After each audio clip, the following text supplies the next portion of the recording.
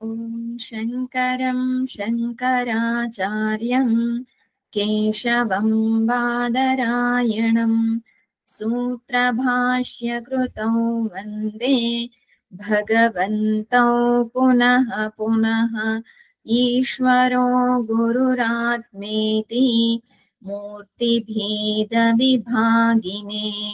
व्योमवद्व्याप्तदेहाय दक्षिणामूर्तये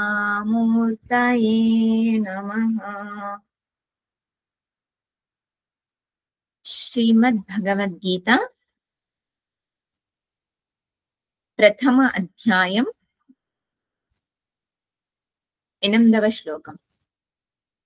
भावान् भीष्मश्च कर्णश्च कृपश्च समितिञ्जयः अश्वत्थामा विकर्णश्च सौमदत्तिस्तथैव च।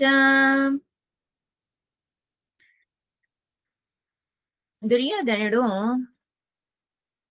పాండవుల యొక్క సైన్యాన్ని అలాగే కౌరవుల యొక్క సైన్యాన్ని పోలుస్తూ వాళ్ళ యొక్క సైన్యం బలంగా ఉందా, మన యొక్క సైన్యం బలంగా ఉందా అనేటటువంటి విచారణ చేస్తూ వాళ్ళ యొక్క సైన్యాన్ని వివరించి, పాండవుల యొక్క సైన్యాన్ని వివరించి ఇప్పుడు కౌరవుల యొక్క సైన్యాన్ని వివరిస్తూ ఉన్నాడు. ఎవరెవరున్నారు?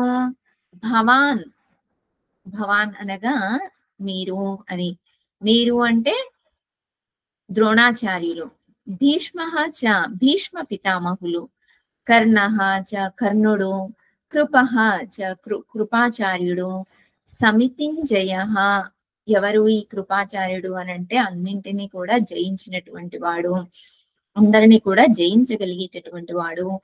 అశ్వత్థామ,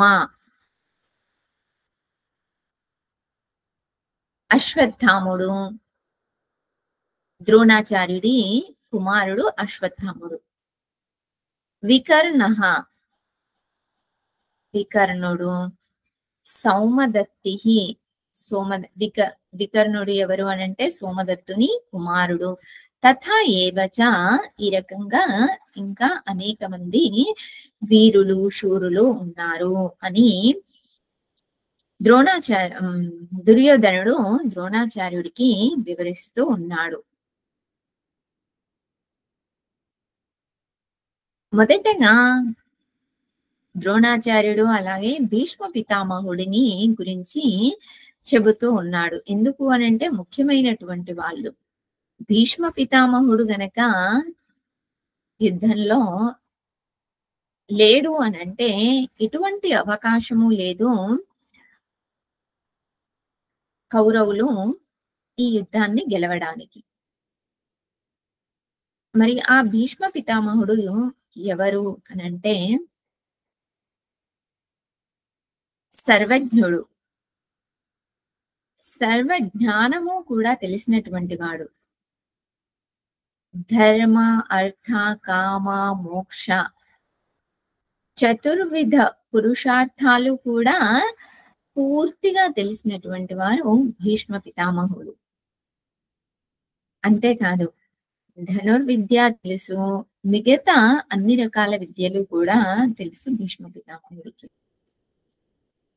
అటువంటి భీష్మ పితామహుడు మన వైపు ఉన్నాడు అనేటటువంటి విషయాన్ని దుర్యోధనుడు గుర్తు చేస్తూ ఉన్నాడు. అంటే పాండవుల కంటే మన వైపు ఉన్నటువంటి ఈ సైన్యం కానీ ఆచార్య కానీ లేదా భీష్మ పితామహుడు వీళ్ళందరి యొక్క బలం అనేటటువంటిది మనకి ఎక్కువగా ఉంది అని దుర్యోధనుడు గుర్తు చేస్తూ ఉన్నాడు.